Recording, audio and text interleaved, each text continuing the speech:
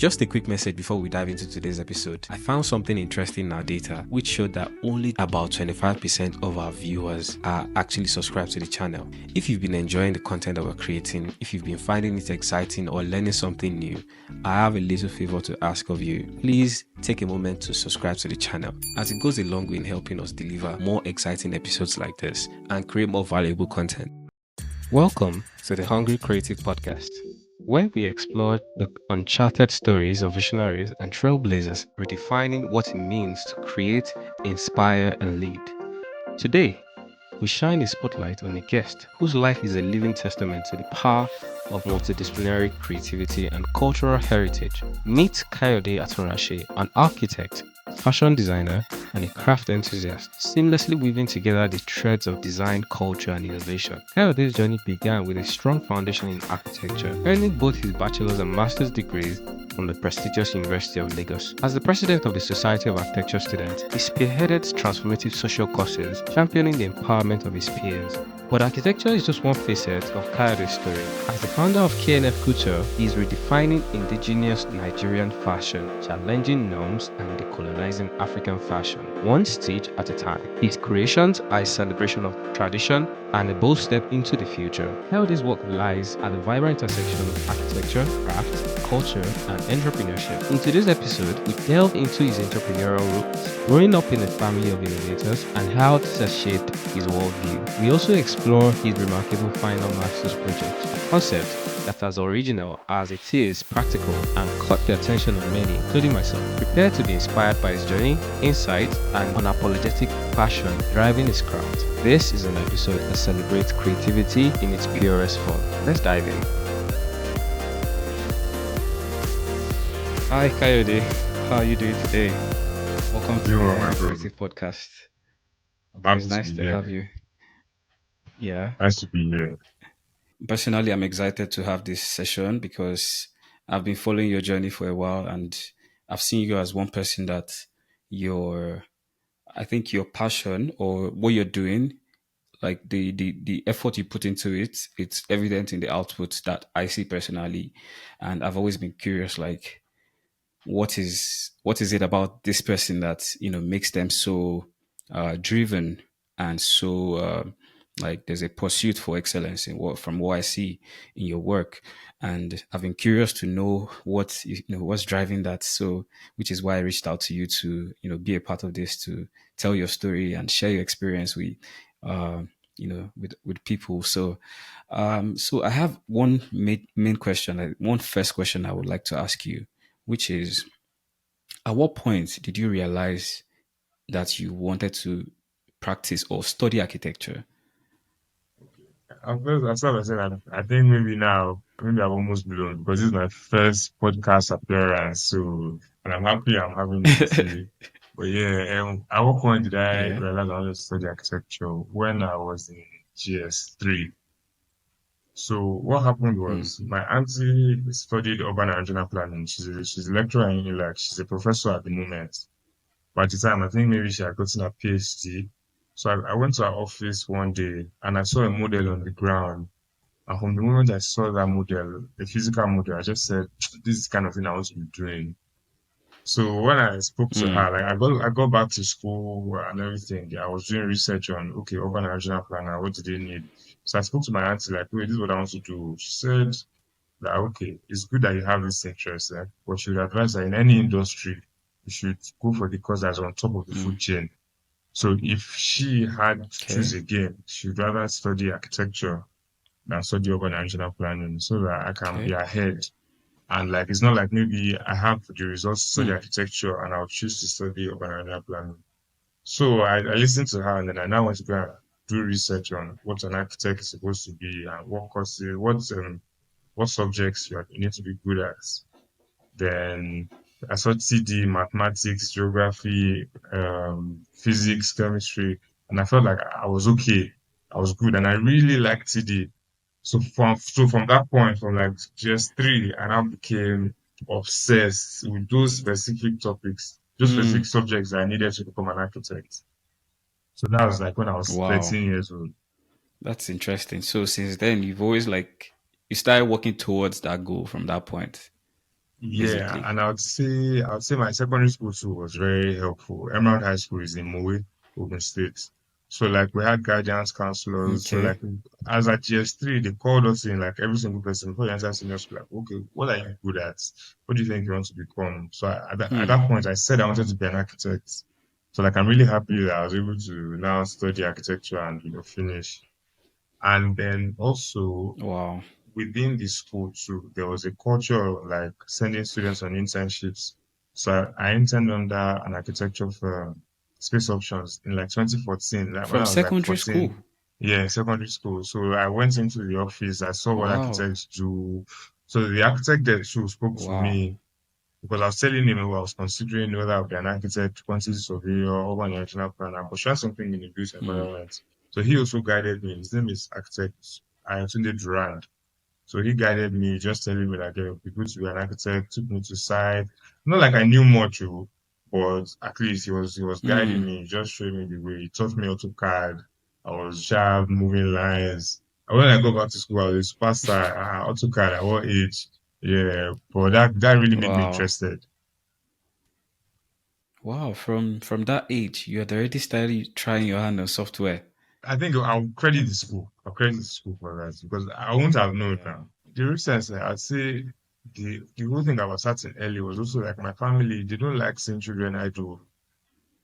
So like they believe like if you're Hmm. idle, you just be looking for things to do. So after school you will do lesson.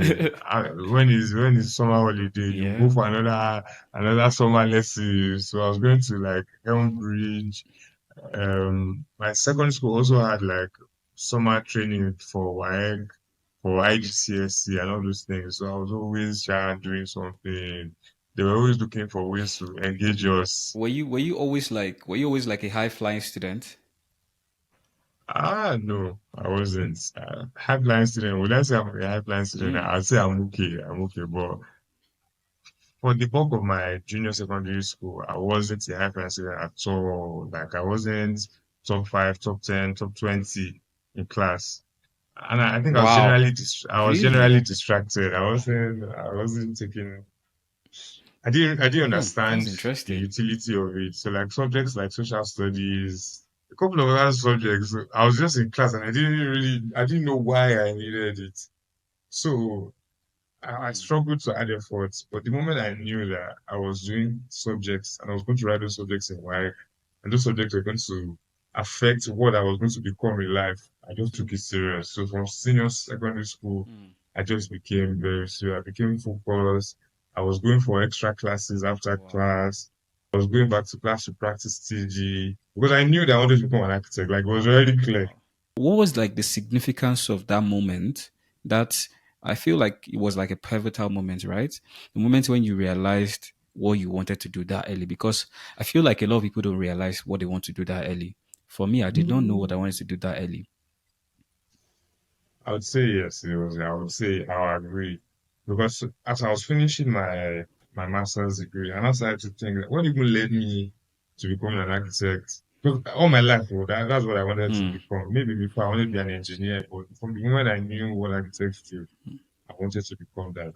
And I now Yeah. credited it to my auntie that when I went to her office, I just saw that model and I was like, I want to be doing stuff like this. Hmm. It was very clear because Right. I also had like I was always really good at crafts, like arts and crafts, extracurriculars in Okay. school. Okay. Like my dad is also a shoemaker, Okay. so my dad Yeah. had been running a factory, and like obviously I was always running. I was Yeah. playing around in the factory to be fair. Then I also now learned how to make slippers. So like from age 9, I learned how to Okay. make slippers. I could make a pair of slippers that were wearable. So What? I said like my parents don't like me being idle. Wow. So I mean, I was there. This was his factory was like the base of my grandparents' house. So once like if I were to visit my grandparents, we could always just be at the factory. So the people there, whether they Hmm. they were happy to see me and I was happy to learn their work. And my dad too, knowing that his son was Yeah. interested in the work he was doing, they were happy to teach me. Yeah. So from there, people knew that I was very Wow. good with crafts, like needle and thread and the likes, like just trying to be useful from that time. Wow. Wow. That's so impressive. What was it like growing up? for you?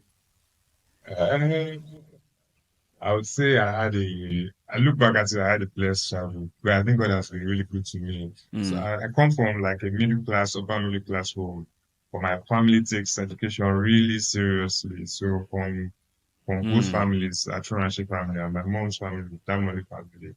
So I grew up in a very close knit family. I have two siblings, Olajimi and Funlayo. I'm the middle child. Ola is the last one, and Funlayo is the yeah. first. But I also have cousins. Wow. So like my mom's sister is also really close to her. So I have cousins, Lujimi and Adesina, who are pretty close. So like five of us from my mom's side are like a similar age, kind of. So I grew up with their own company. And my cousins too. I have some Mm, cousins that are much older. Like so right now, some of them, the eldest one is like 20 years older than me. So I also had cousins that were able to guide me from an early age. wow. Well, I would say I enjoyed my childhood generally. I went to two secondary schools. I went to White Sands for 1 year. Then I went to Emerald High School from year 8 to year 12.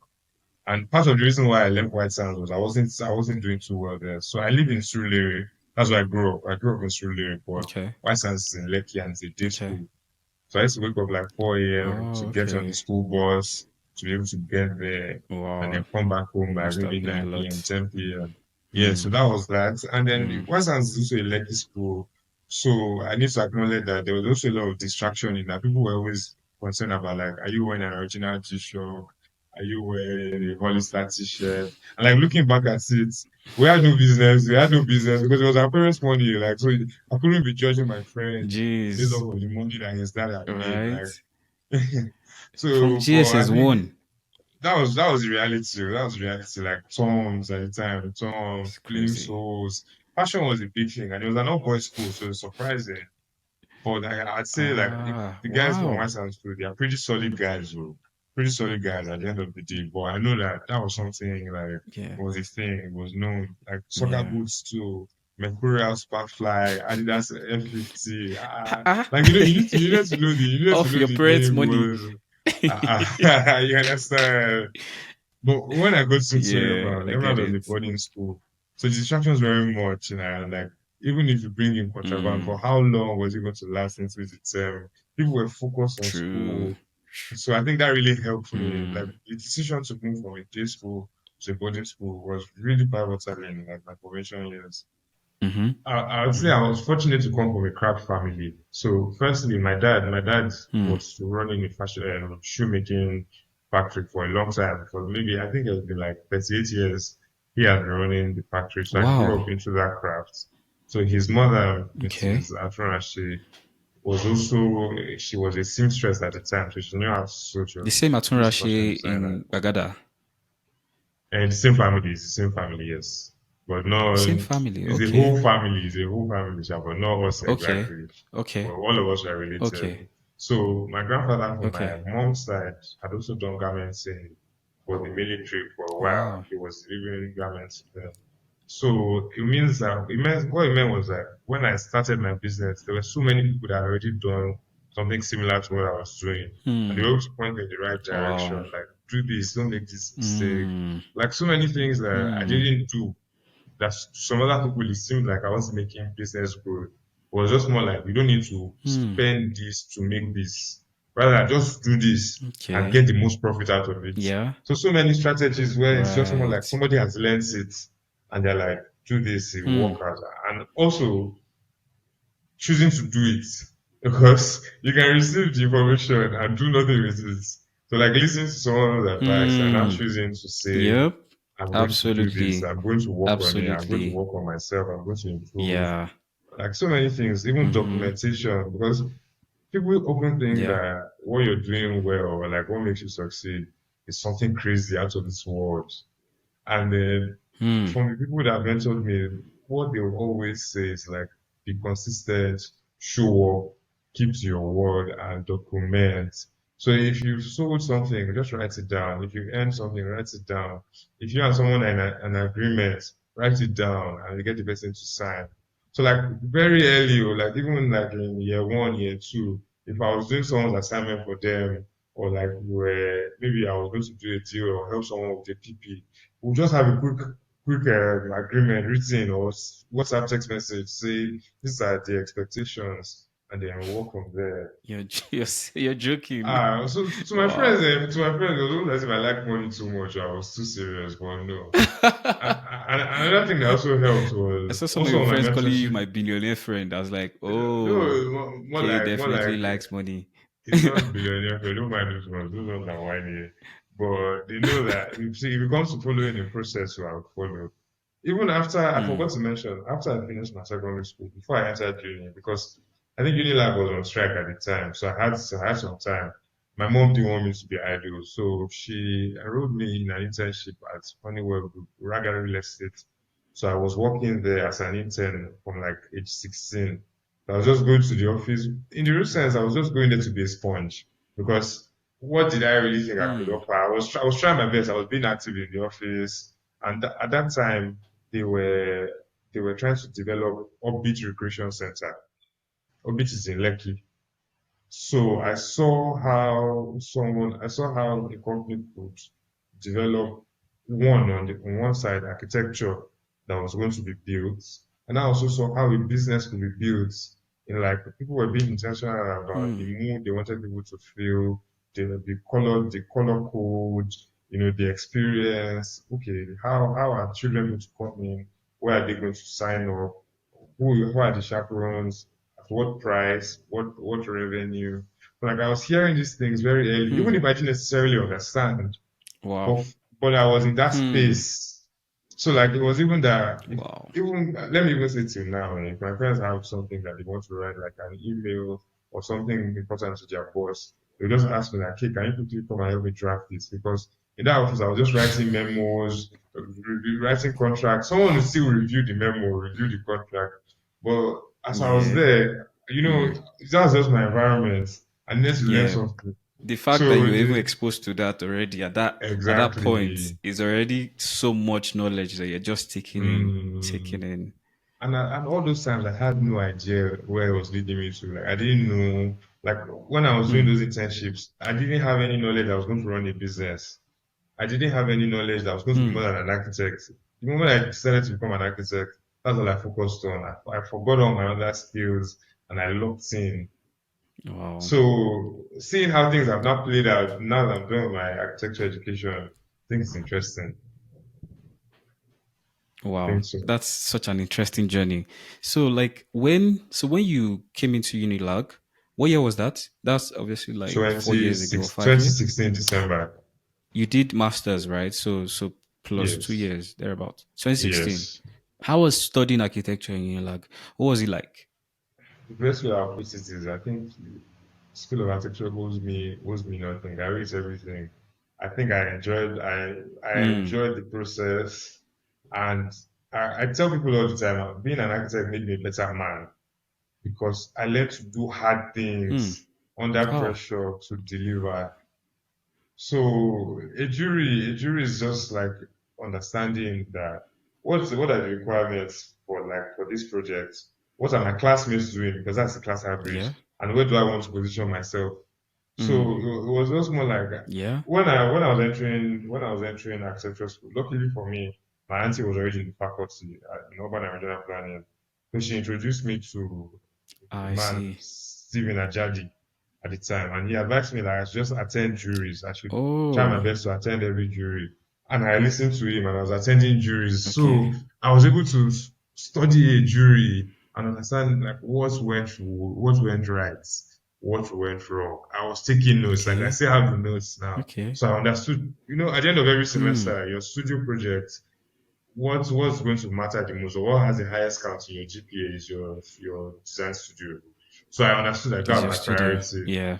So I was able to Yeah. understand the dynamics in that if everybody has 20 Hmm. sheets and you were able to in the same design have 30 sheets or 40 sheets, even if your design is not that good, the effort is evident.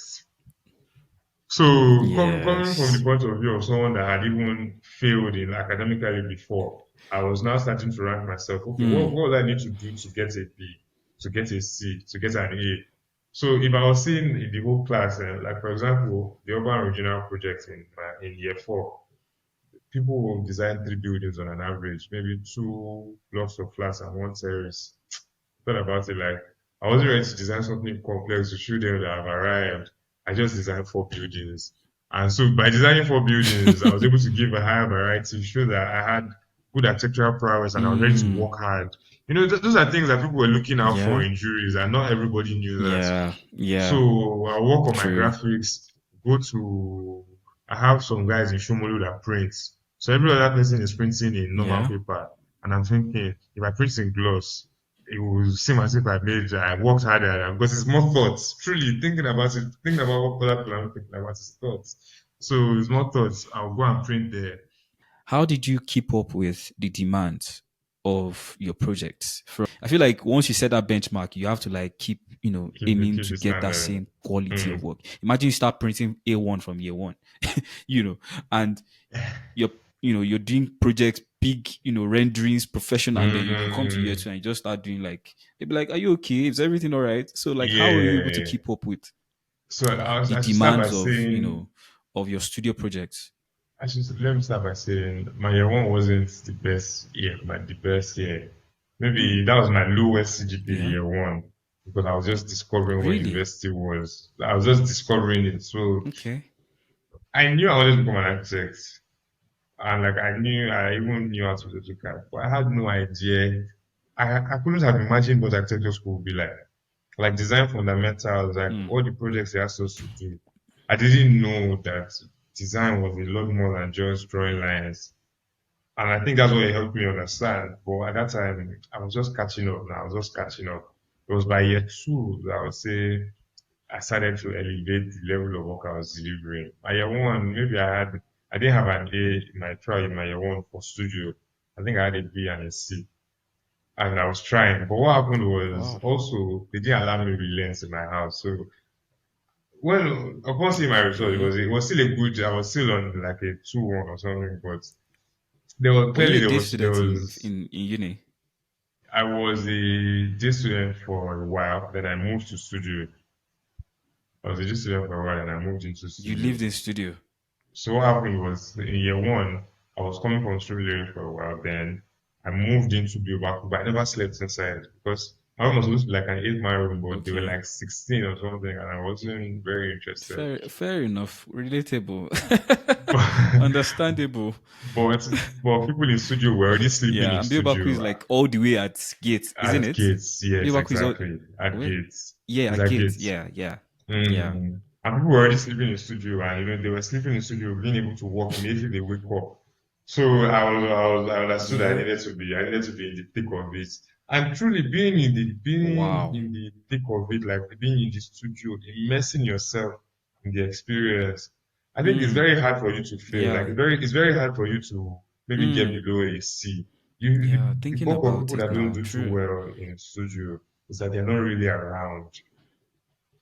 It's more like it's a community Shit. thing now. I catch myself. I It's a catch community that sub. thing. That sub came straight for me. But yeah, go on, please go on. Because it's a Yeah, matter of when you're in class, if all your mates are working and are not working, yeah. they're looking at you Mm. like, bros, Mm-hmm. how far? And I'm like, what's going on? Like, are you not going to work? Somebody's going to ask you. But if you're in the hostel Oh or you're my not around or goodness. you're not on campus, you're not going to understand the pressure. Wait, did you guys play games? Did you guys play COD? Yeah. So I'd say architecture is really good at baptizing you because when we came, they introduced us to COG, FIFA, and all those things. So, but Oh my class yeah. wasn't the I feel like best. My class COD has was, been that kind my, of game that has just passed down the generations. The yeah, fact and that I you guys think played COD. They still play till now. They still play COD Wait, till do they now. play like local, like with guys like in the Yeah, with class? land, Local. exactly. Yes, now. You're joking, So man. when we year one, them. I think Bulu was president at that time, but Bash was like in MED1 or something. Bash is Okay. some other guys in his class. They had lands. Some people like a year above Wow. me, Dele, one other guy, Napoleon. Some people I know them by their COD name, not even their real name. Yeah, Fair so they enough, fair really they enough. were they were That is really already enjoying it's COG. entangled in the DNA of architecture, of unilag architecture. Like if you went to architecture and you didn't play COD as a guy, maybe you just These didn't like it at visas. all. Like you were not Mm-hmm. interested at all. But a lot of us were like your laptop, you tune it to like To this COD it. gaming, Well, your I mean, I wasn't mouse, really good. Though. They you were know. always killing me, so I gave up. Oh my goodness. We had tournaments. Like we would bring engineering people to come and play. We'll beat And them. we're always We'll better than bring them now. different Right? classes. Ah, yes, now. Always better Because than those ones, they them. don't have time like that. We Yeah. are devoted. Like that is our second work, you know. And it's Wow, that's interesting that interesting. students have the time to play COD and still deliver the quality of work that they deliver. You get, yeah, there has to be balance overall, to be honest. Mm-hmm. Because work can drive you crazy. Architecture work can Real, drive you crazy, man. Like real. just staring at the screen and looking at lines and whatever for hours, it can Mm. be very challenging or demanding. People in other departments really wanted to be architects because of the freedom we had. They They did. wanted to. I think Yeah, they did. architecture was always echoing, like the name, like Archie Boys. Like if you introduce yourself Like and you the say you're from cool architecture, course, cool yeah. department, you know, And I think the party with the culture quadrangle. too. Party culture, always having events, Mm, always doing something. I feel like you guys even took events.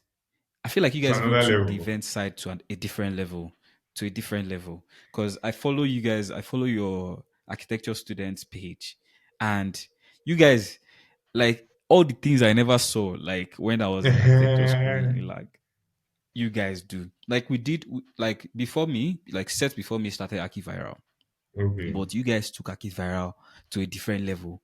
And that's where I even want to even ask you that what was it like becoming the president of the students architecture students union or association?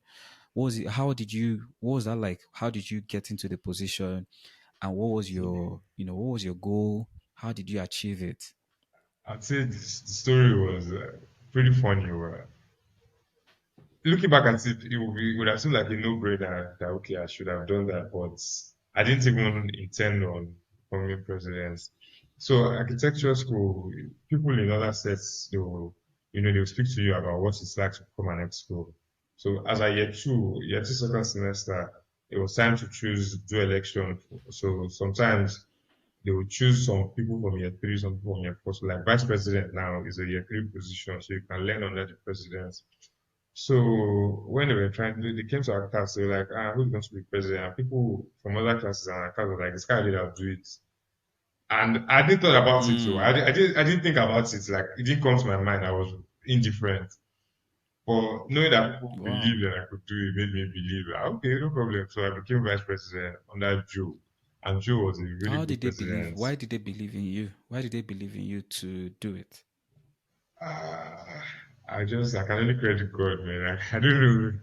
I, well, if I'm being real, I would say, the things I'd mentioned, like having been mentored by other people, like people ahead Mm, of me, kind of they had yeah. some structure to the way I was acting, maybe to the way I was, like the Okay. way I just approached situations, having soft Like your skills, people disposition. skills, presenting, and just being present. I think maybe that's it. If I was to guess, so, but I really don't know. Right.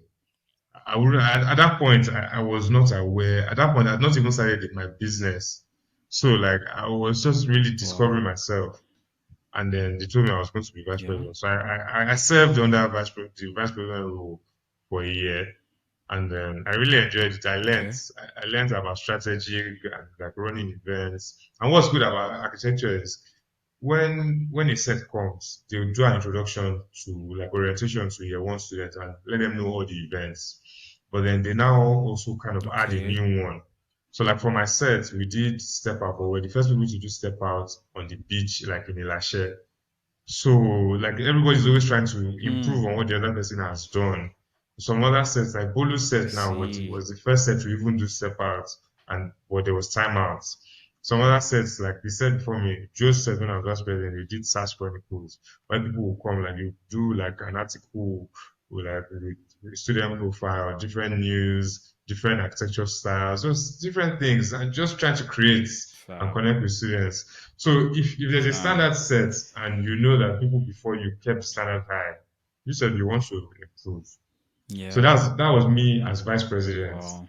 So what happened was in year two, I had a carryover like SVY. It was an external course, and what I had heard was if you Don't have a worry. carryover, That course is a general carryover course. Don't worry. you Everybody I understand, you can't say everybody, but understand. majority of people in You architecture carry that course. I don't know why we're studying that course. That course has zero relevance. Zero.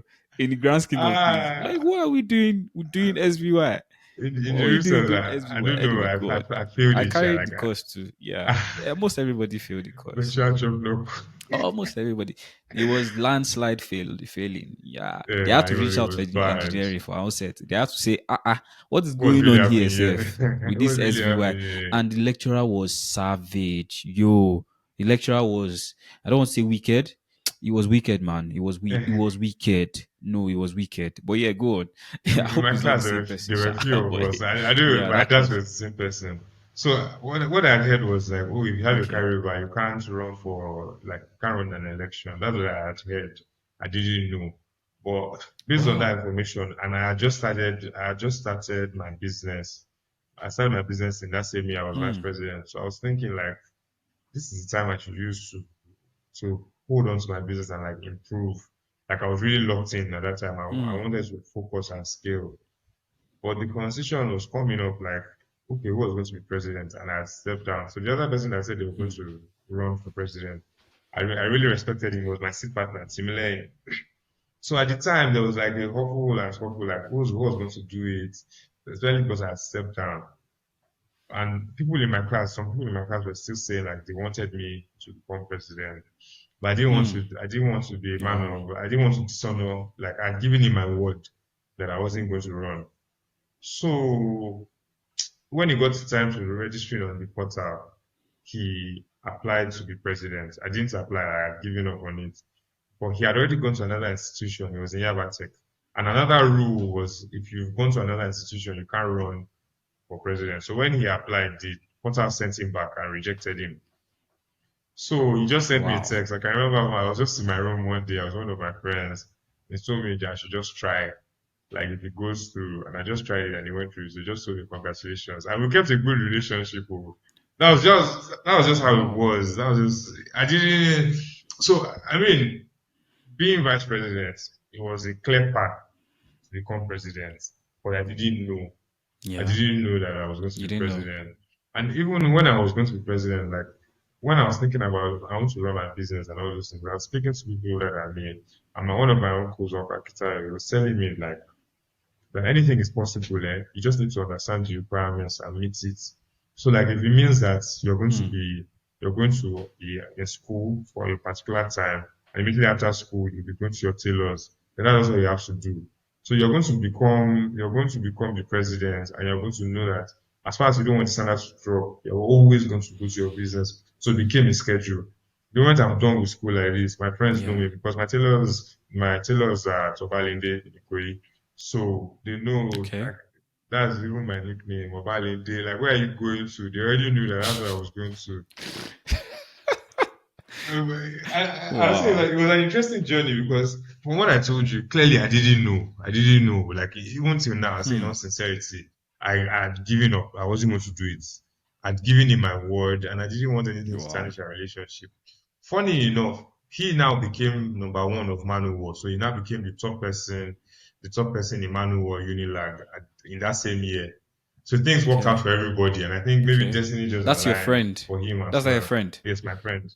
Similarly, that was Oh, my nice. partner. Nice. So I mean, Nice. you could tell like even the people you associate with too, because for him to end up still being number Hmm. one Emmanuel, you could tell like he Yeah. was a leader, and like he was older That's than us by great. some years, but he really put us on like in Okay. architecture school, like in terms of architectural graphics, in terms of work ethic. It was Yaba Hmm. people they work very hard.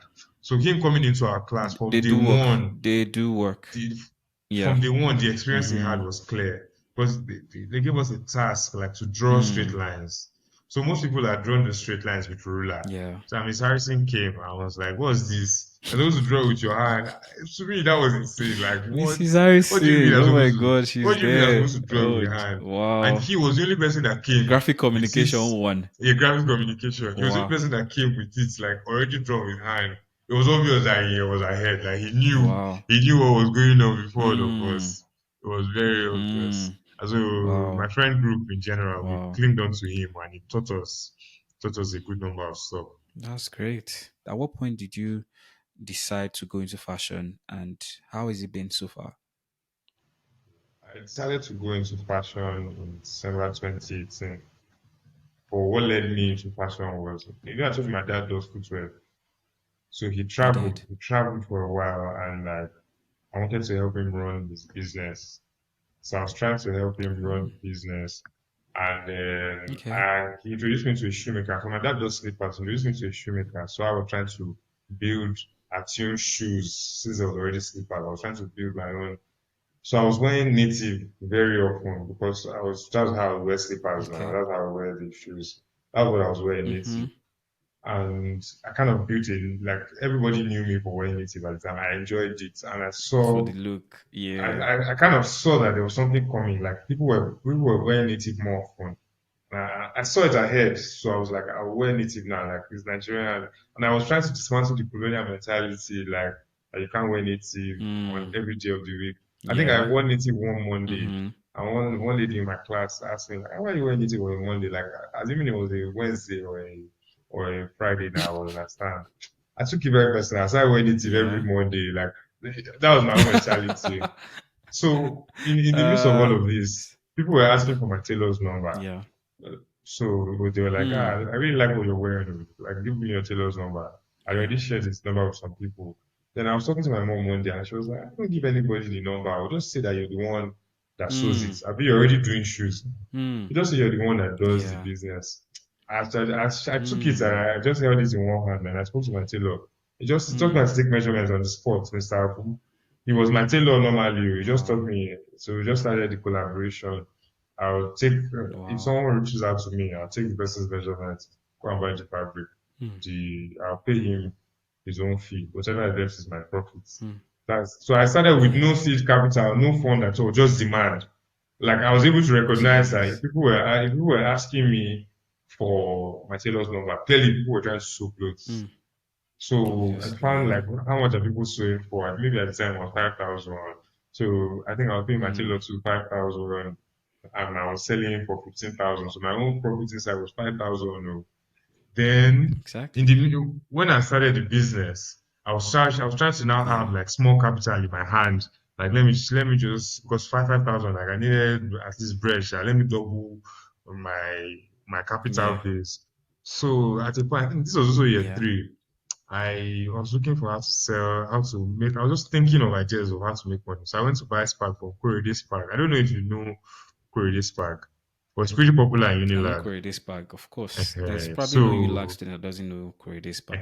Korede. So we're having a discussion. We're talking about like parties. He now mentioned something about at events and that I was thinking of something that if he sells very peppery spaghetti at a party and there's no water, people will be looking for water. I Yeah. mean that Hmm. water is what is in demand. So even if we were to sell the water for Hmm. 1,000 naira, people would buy. I Hmm. listened to that thing. Maybe he said it on a Wednesday. The next Friday, I found the next Kayode is a party that was. streetwise guy, man. He's a I found streetwise the business guy. real streets. I found the next party that was coming He's up. always, even when I see him, when like small Yeah, chat, just talk about business, quick one. quick strategy, and those people Yeah. like that could go Yeah. they are very underestimated. But that is real business I'm now. Like, telling you. I'm look at how he telling you, just every went. He time I pointed see him, out demands, he pointed out profits, all in the yeah. same one Mm-hmm. topic. Yeah. That was Yeah. real. So I Yeah. think shortly after, I just went and looked for a party. I think the name of the party was Indulgence. And I reached Hmm. out to them to say, I want to sell water at your party. I What? told them that, okay, that, see, I don't have the money now. So whatever this thing, whatever profit I make, I'll give a percentage out of it. That's what I told them. So it was Hmm. at no cost. I went home. I went to go and get the cooler from the house. They showed me where I could get water at a good price. This So guy. I just went to the party, and coincidentally, the person that was selling Spark at the party was also my friend, Dami. I was also buying Spark from Wow. him. So it was an understanding. I was sitting beside him. I was selling water then. What? He was What selling year was this? Year Spark. three. This was year three. So I was selling the water maybe 300 naira, two for 500, and water was Oh 50 my naira at the time. So this was, I was blessed to see Korede. I was blessed to see him at the time I saw him. damn. So Okay, man, you're so industrious, man. You're immediately I took so the idea. that's No, so entrepreneur. That's pure entrepreneurship there. That's pure at its finest. but Like I can't act as if I opportunity. knew. I didn't Damn. know. Now, do you understand? Like I No, heard no, it no. You and seize the I tried opportunity. it. No, no. Yes, Korede exactly. has those conversations with loads of people. Trust That's me. right. That's right. That's right. The last time I was in Nigeria, I go to Inla maybe like once in like maybe 6 months for Hmm. maybe one particular reason, just to do one particular thing. And I just stop Hmm. by, like, Corridor Park is here, let me stop by. I don't go to Unilag because of Corridor Park. Do you get? Hmm. So like just those random conversations, maybe just be like, bro, how you doing now? This thing from there, small talk. Small talk. But he Hmm. has those conversations with loads of people. That's what I'm saying. And the fact that he had that same I chose conversation to with you, run a with similar it. conversation with you, and you ran with it is Uh, pure entrepreneurship skills because there's so many things that people are doing, like chasing this one, chasing that one. that's You right. don't have That's time. right. Like this takes And effort. I saw the So give money on the yourself credit for streets. that. I saw the money on the streets. I was like, Bruh. bread. And I used to thank my friends that supported me too. So a couple of them supported me, Hmm. like followed me, like Femi, Wow. Chinas, like a couple of my friends, yeah, just showing support. And it was also a party, so it's not as if we weren't having for, but it was something I needed Hmm. to do it at the time, just to have small bread. To say, okay, so I Shout out wasn't to your good desperate, friends, man. Shout out to and them. real Hmm. shout out, a real shout out, because to be honest, what I was looking back at this, that was a mad decision. I was an architect. That's what I was, an Hmm. architect, and I was seeing PP. So you know how PP can Seeing be. a You see, classy, yeah, you're doing work, and I think maybe a president, I just become president to president at the time, vice president at the time, and I went there. oh, even as in, even I if you're sold secretary self, water, bro. real. My profit from there, Damn. maybe I made like 10K Wow. after giving the people their money for the store. I think I made like 10K. So I just held the Wow. 10K with the small money I As a had. I was student, just that's good building. money. I was able to Mm. shop by shawarma. You know what I was doing? I was learning, and I think I thank God Damn. because the business only grew Hmm. because people were coming back. So like if I didn't have customers, there was no business. So I need to thank Hmm. God for that because if I didn't see customers early enough, I don't think I would have had the stamina to continue. And I think that's also Hmm. what kind of made me move from footwear because at the time I was selling, like I was really selling to sell that I Hmm. was trying to sell myself to make one Yeah. sale of slippers. I was begging my classmates to buy. They couldn't afford to pay that amount on a pair of slippers because my dad's business was like 30 Okay. years old. We couldn't lower the standard because we're Yeah. selling to students. Standard. So I Yeah. recognized that Hmm. that was not my target audience and I was not in the right space. Got But when I was it. selling native, people Okay. were happy to pay that same. My shoes at the time were 15K. My native was also 15K. Hmm. And people were able to buy the Okay. native for 15K. So they saw the worth. Yeah. I immediately knew that this is where I need to be. I immediately knew. So how did you scale? How did you scale your business? We're still scaling. So You're still scaling. Okay. I can't act like we've scaled to a large extent. Like every single thing we've done Yeah. so far is just from the ability to deliver when we say we are delivering and deliver what we said we will deliver. For like customer Great. satisfaction. And like I'm doing a business That's course very at the moment. important. The course kind of emphasizes that when you deliver to your customers enough, they become brand ambassadors. So like Absolutely. for the part that I kept on delivering, people just kept on spreading the word. So throughout the end, like for this Hmm. entire year of my masters now, or my entire masters program, I wasn't running ads or like purposely going for events to sell. I was living off of Hmm. referrals. So that shows that like the Hmm. power of just delivering well can lead you to things. So also like operational, just trying to learn how to operate better. I'm trying to use my sense as an architect to push my tailors to deliver better quality in a shorter time. Mm. Just this, all of this is just Mm. application of knowledge. We haven't yet infused a particular amount of money to take us like to maybe establishing a store or something. We're on the level of we're able Mm. to deliver to our customers efficiently as and when due. And they are the Yeah. ones that will help us do the referrals. We're now also running ads. So we're launching a website. And the website is currently live, Okay. webknf.com. So involving the bespoke idea, trying to make it a bespoke style ready to wear to try and service Okay. people abroad. Because now Yeah. I'm always looking for where's the demand. A lot of Nigerians are moving abroad, and Nigeria and the naira is constantly devaluing. So people Yeah. that have dollars have a higher buying power than people in with naira. So what is seemingly Yeah. expensive to a Mm-hmm. Nigerian as 100,000 is not up to $100 there. And people and Exactly. people abroad are selling captains for a much higher price. So we saw a gap. The gap is Mm-hmm. let's give captains to people Yeah. at cash price. Like you can easily let Yeah. go of this money. So that's the business model we're Yeah. building, and we're trying to now expand That's into a great. continental scale. So in people That's in the great. UK, US, Canada, Mm-hmm. all other African countries and Europe, we can deliver to them Yeah. within 2 weeks of 2 weeks of Nice. production and 3 days or 7 days, 3 to 7 days delivery. Wow. That's great. Yeah. So That's great. in That's terms of I can tell you scale, for free that this is a model I've been trying to do for a long time and I've not gotten to do it. And that's credit to you. Credit to you for doing it with very little resources and very little planning, and I mean credit to thank you. you. Well done.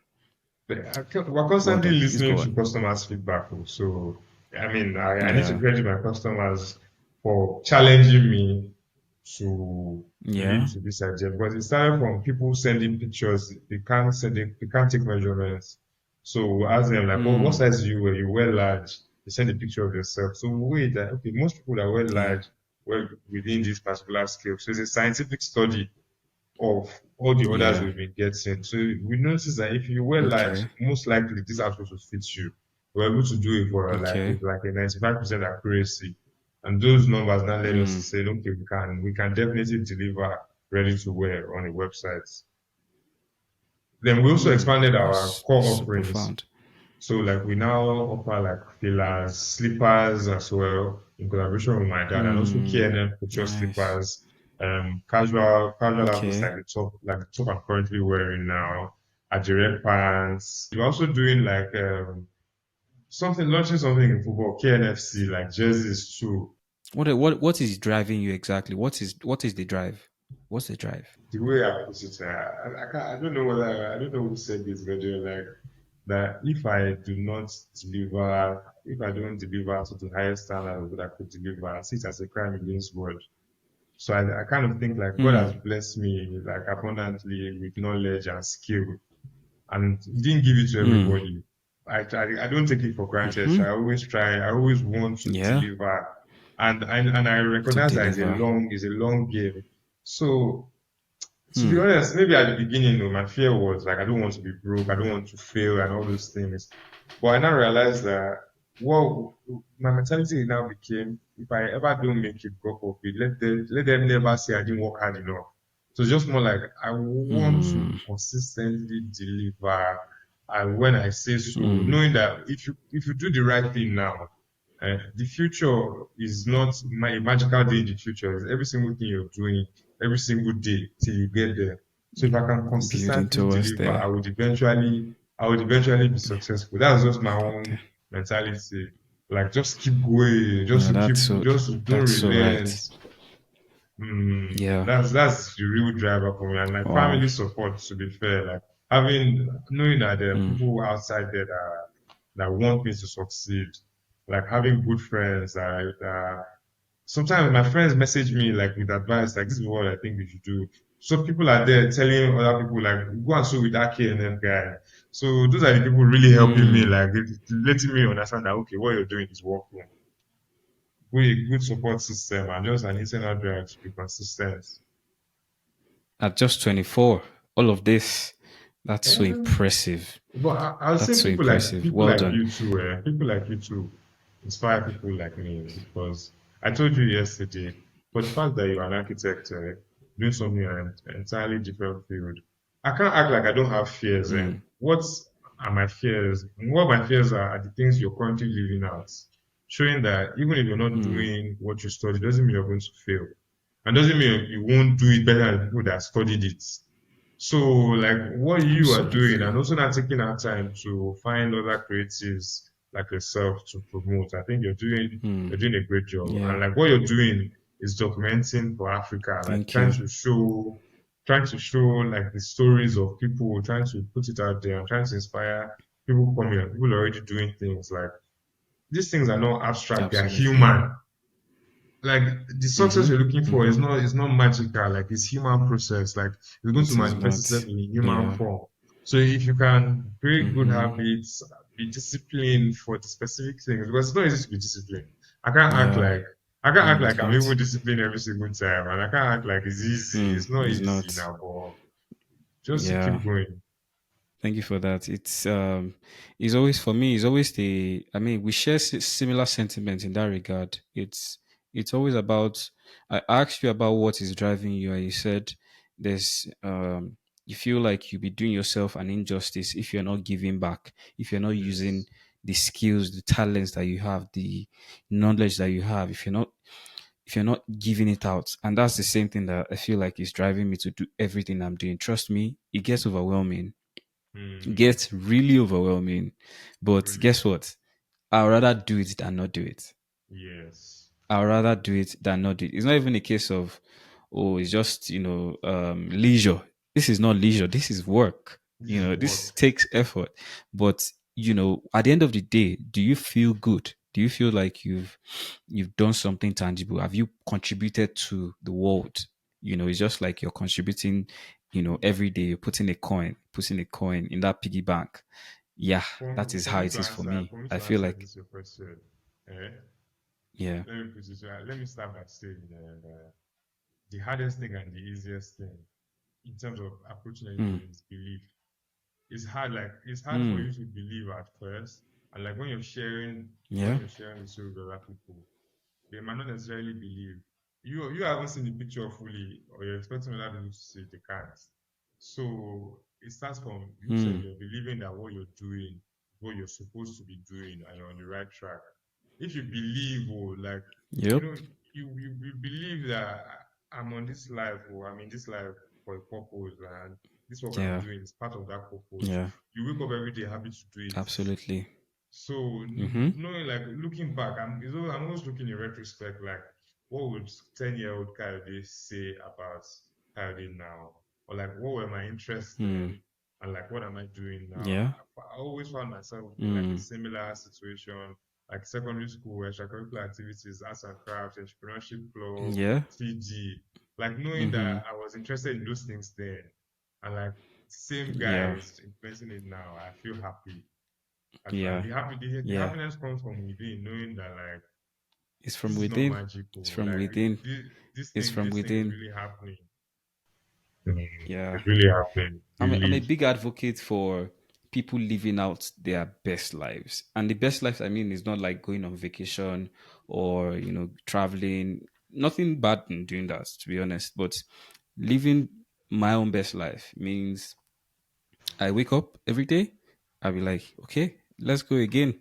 Let's go. Let's go again. Let's go. I'm down for it. Let's go again. I might fail yesterday, but hey, today is another day. Hmm. Let's go again. Creatives must not be boxed up. That's what I actually like about Zahra Hadid. I like Zahra Hadid because she changed the narrative of architecture. If you ask me, because Zahra Hadid was designing furniture, she was designing kitchen utensils. She would design a building and then it would be like a sculpture. She would turn it to art. It would be like it's something that you can put in your house. You know, like nobody did architecture like that before her. Architecture is just a foundation. Like you can be anything, bro. You can be anything you want to become. If you have interest in business, like you already do, you can establish your business. You can grow your business to any level you want to grow it. If you have interest in, for me now, I just had an open mind, like you said. I saw your final year was it master's project, and I Yes, was blown away from that project, that the rare market project. yes. What was that? Like, what was that work? That was great work. That was great Thank work. you. How did you even start that, and how did you land that great work? Tell me about it. Okay, so after I completed my undergraduate program, I thought to myself, like my master's project, what did I want to do? So I've been thinking ahead, and I thought I wanted to do something relating to my business. So I kept an open mind, like, okay, Mm, how can we apply like architecture into this fashion world? Like, how can I help, how can I use architecture to help my fashion business? So I was thinking, mm. so like upon like doing other projects and like working, because I worked under Adi Shokunbi for a while. So like I think he also kind of influenced my design style. That's You worked PWGC under architects. Adeyemo Shokunbi. Yes, I did. I worked under him in like 2020 and like Ah, throughout I saw 2022. elements of his work in that Yeah, work. so I quite was frankly, like, this he guy has influenced my is, design style to a large oh extent. man, I can't deny it. Yeah, he's one I person I respect actually him. hope that he will come on this podcast as well. In due Yeah, time. In due time. Well, he's a really yeah, good architect, and absolutely. He's working great. under his He's a good. firm was tasking, but like same thing Mm, with doing architecture. Architecture is tasking, but at the end of the day, you're grateful for the process. That's yeah. exactly what it was. Was So it where you did your internship in third year? no, I didn't I did my internship still in Honeywell, the same place I've been interning from like my secondary school. Okay. So after Okay. that, during COVID, I went to work with him. But to be honest, like he was the person I always wanted to work for. Like throughout my undergraduate, Mm, I had it in mind like I wanted to work with this man. So man. fortunately for me, my parents grew up like in Lagos setting, Lagos network, so they kind of knew him. So they were able to mention like, oh, like Ah, I our see. son is an architect, so and he'd like to really work on like Yeah. emphasize I was a big fan. So he said, okay, you give me a chance. Yeah. I went for an unpaid internship, although he eventually paid me. But he was happy that I wanted to learn. So I was there. Mm, I worked. It was a journey, like Madhouse in Unilag. That was the site. I was on that site mm. for a while. I was like assistant Wow. supervisor. We were doing that. Then Really? he really put me on because in 2022, Nice. when I was working under him, he said I wanted to advance now, so he knew I was hungry for Mm, more. He put me on his site in Banana Island. yeah. So putting me on his site Wow. is one thing. Putting me on his site in Banana Island is another thing. Meaning I need to deliver, not Mm, just I need to be on yeah. site. So that taught me construction, experimentation, Mm, like also like climatology, using materials mm, to aid mm. the climate and all those things. So knowledge of Yeah. that coming into my master's, I know I mentioned like I was also considering doing my master's abroad. So like I Yeah. looked at other programs abroad, and Yeah. that just didn't work out. But Okay. I'd been exposed to a level of education I wanted. So coming into uni, like I was like, even if they might not necessarily give me all the interesting things, we can make the most out of these projects they're giving us. So like Mm, I tried to be mm. as practical as possible with all the projects I was doing, like trying to explore new material use, just trying to apply the knowledge I'd already gained from him. Mm, So knowing that I wanted to apply my business into this, I thought for a while, like what could it be that I would do? I was thinking of doing a tailoring work or like a vocational center. But those things seemed too mm. small scale for a final master's design. And I remember that See. Adira is currently being promoted a lot more. I mean, Adira has always been there and it's a timeless craft. But at the moment, even the state government is trying to promote it as an indigenous material for advancement and Okay. exports. So knowing that, Yeah. and I also work with Nigeria in my business, I said, yeah, I should probably do something in Nigeria. So I just searched for Mm, Nigeria markets, Abeokuta, but Abeokuta is like the hub or yeah. center for Nigeria in Mm-hmm. the southwest. And it took me to Yeah. um, Oshoba Nigeria market, Ashiro. So upon getting, Ashiro. I was like, Yeah. that was the only one I saw. Me said, Mummy, I didn't think that there can only be one. I shall showed up there Mm, because from the videos I saw, it seemed a little lackluster. When I got there, I realized that like I got there maybe around 12 p.m. on a Monday. The place was almost empty. Like Mm. there's some people, but it didn't seem like there was Mm. really much commerce going on. So I was Mm. surprised, and I was like, clearly I can solve a problem here. So I now asked her, is this the only market, the only Nigerian market Okay. here? She said, no, there's another one in Itoku. So I now took a bike to Itoku and I saw, okay, there's a lot of comments going here, like going on here. Clearly, this is really the real Okay. Adrian hub. But in Ashiro, there's already a The land main one. and there's already a process, there are already people there going on. And Mm. clearly, the place in Ashiro even has social, what is it, search engine optimization. But I just searched and that's what popped up. So Okay. I saw like Okay. clearly, if this was Yeah. a practical project, it would make sense to try and Yeah. redevelop it because the one it took has already been refurbished by Mm. the state government. So I went to the site, Okay. I understood their requirements, I understood what was going on in terms of production, in terms of sales. So I now thought to myself, like, these people are already trying to sell, but nobody's coming here. What can we do to bring people here? Mm. So now changing it from Nigerian market, Mm. changing it to a Nigerian heritage center in like, okay, there's Mm. actually a place where people can come and learn about Nigerian, but also like do DIY Nigerian, come Mm. and do the Nigerian by yourself. Then also you can also see the process, trying to make it experiential, trying to make people be able to move Mm. through it. That was my own thoughts, like also as Wow. a businessman.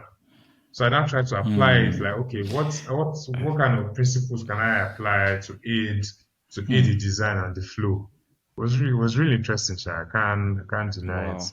It was Your it your was business acumen definitely came true on that project because Yes, the way I'd you're say just even that. talking about it now, this is not a student's point of view. Totally not a student's point of view. You've thought about it from design and from Mm, practicability. The exactly. practicability is now creating the experience, which goes beyond just saying, "Oh, beautiful design, nice spaces." Mm-mm. Mm-hmm. That can earn you an A in architecture school, but you took it to a different level with adding that heritage experience. And that was why I Mm-hmm. was like, when I look at the project, I was like, wow, the thought process and the intentionality and the practicability of that project in a real life setting is so immense. Mm, It's so immense. It's so Thank you enormous. for acknowledging, because that was And my I'm intention. curious. Have you thought of presenting it to the Ogun State government, or have you done that already? I mean, I'm open to it. I've not Yeah, reached out to anyone in the state government, but you haven't I'm pushed it. definitely I open think to you it. should try. I think Mm, you should try to initiate conversations because that could, I've been very vocal about, not very vocal, but I've been speaking to a couple people about culture and heritage, and this is something that we all need to do collectively better in mhm. Nigeria. Nigeria, all these countries that we go to, they pride themselves so much in their culture and heritage. And that's why we see them as tourist destinations, as That's tourist right, locations, exactly. and they can charge any amount for you to come there. What is Nigeria doing to put itself on that map of tourism? There's so much history around us. Talk about, Sheyi was on the session a few days ago and he was talking about Festac. Hardly does any Gen Z know about Festac. They only know Festac Mm, as a location, right? Except that's the ones right. that take serious interest in it. It's not well documented, it's not well archived. How can we do better in terms of putting these things that are part of that, part and parcel of Nigeria's history or part of these localities' histories in on the map Yes. and makes them, very rich. And that's what culture is, what makes any society rich, right? Rich. What I've always been saying is when you document, you own. You own it, exactly. So even in the case of like if I was trying to further my architecture education, it would still be more in the line of Mm, applying. Like this is knowledge we've mm, had. But does it really now aid this? Like it's a claim.